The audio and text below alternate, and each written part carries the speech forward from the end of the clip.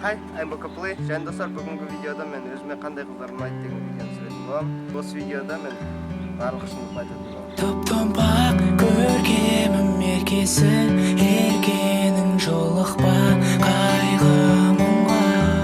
Ең бірінші айта кететін жайт, маған Eagles'дар ұнайды. Себебі маған 91 тобы ұнайды.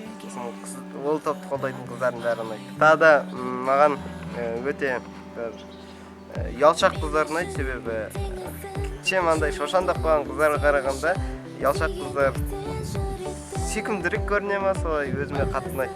Тағы да маған өздерінің суреттерін андай неге көп салмайтын, мысалы Instagram, ВКонтактеге көп салмайтын қыздар ұнайды. Типа кейбіреулер бүйтіп суретке түседі, өздерінің артындағы нелерін көрсетіп, фигураларын көрсетіп, алдындағыларын көрсетіп, ондайларын көрсетіп түсетін қыздар мен вообще жақпайды, себебі ондай жеттерін тек қана мен ғана көруім керек.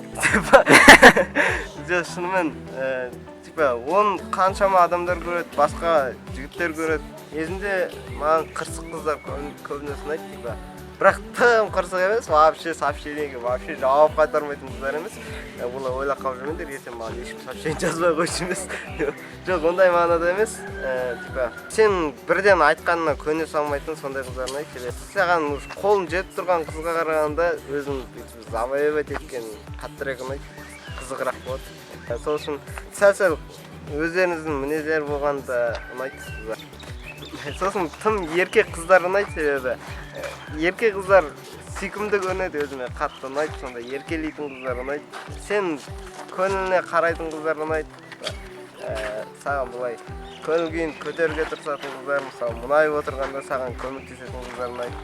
Сосын дауыстары нәзік қыздар ұнайды, өздерінің бір сызылып қалған қыздар қатты ұнайды, себебі олар әдемі сүйкімді көрінеді, маған өте қатты ұнайды. Сосын өздерінің сәл еркіндеу сезінетін қыздар ұнайды. Тым ұялшақ қыздар болса, олар да қатып кетеді.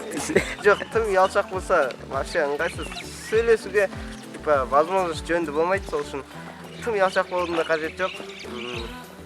Енді қазір менде өткенде 30% еді қыздар, қазір 40%-ке дейін кетіп қалып, қыздар көп көретін болды. Красавчик мон не деген.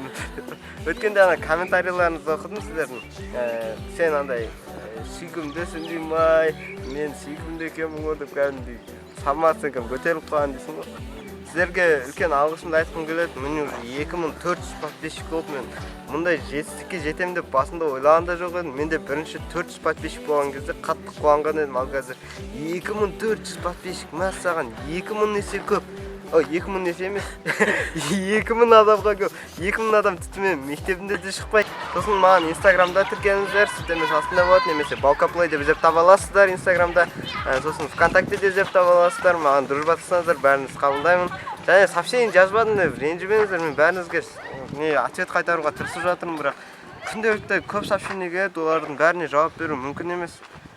Кейде бәріне бірақ жауап беруге тырысып жатырмын сонда да. Мысалға? Мысалы Қанша сообщение?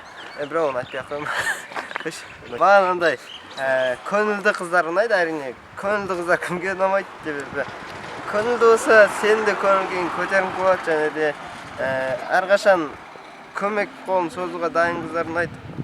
Бірақ енді мен де көмек қолын созуға тырысамын ғой, егер де көмек керек болса, бірақ солай, короче, деймін. Өзіме де сондай жақын жандар ұнайды. Көмектесуге әзір, әрқашан көмегін аямайтын қыздар ұнайды. Және де сен сөзіңді орындайтын, сен айтқаныңды орындайтын қыздар ұнайды. Себебі өздерін ойланып көріңдер, сен айтқаныңды орындамаса, бірде-бір айтқан сөзіңді орындамайтын қыз болса, онда онымен қайсы сөйлесесің, ары қарай сөйлесуге де желание болмайды. Сол үшін айтқан сөзіңді орындайтындар ұнайды. Бағанадан бері осы видеоны мен не үшін түсіріп жатыр деп сұрақ қойған жарсыздар.